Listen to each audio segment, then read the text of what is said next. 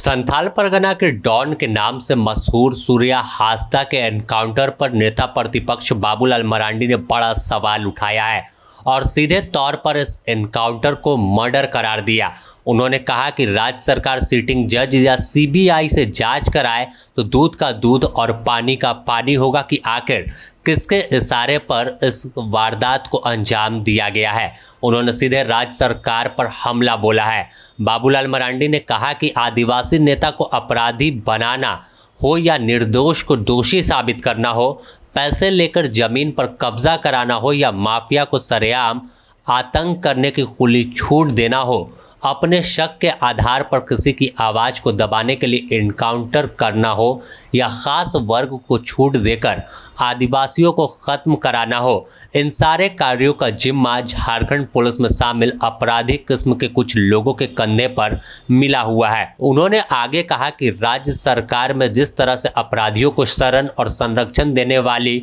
खुद अपराधी प्रवृत्ति का काम कुछ पुलिस वाले कर रहे हैं, उसने आम जनमानस के अलावा सत्ता और विपक्ष में बैठे नेताओं और उनको सहयोगियों को भी हर दिन जान का खतरा लगा रहता है। उन्होंने कहा कि संघर्ष करते करते रास्ते से भटक जाने वालों को भारत के कानून और न्याय व्यवस्था ने हमेशा मुख्य धारा से जुड़ने का मौका दिया है, लेकिन आज एक ऐसी ही एक आवाज़ को हमेशा के लिए खामोश कर दिया गया जो मुख्य धारा में लौट रहा था। उन्होंने कहा कि झारखंड का इससे बड़ा दुर्भाग्य क्या हो सकता है कि एक जन सरोकारी सूर्या हासदा का एनकाउंटर नहीं बल्कि मर्डर किया गया हो, वो किसी अपराधी द्वारा नहीं बल्कि वर्दी में छुपे कुछ कायरों और बुज़दिलों के द्वारा, जिन्हें डर है कि आदिवासियों की आवाज़ उनके कान का पर्दा ना हिला दे, जिन्हें डर है कि आदिवासी राज्य में आदिवासी अपने हक और अधिकार संसाधनों के लिए लड़ाई शुरू न कर दे।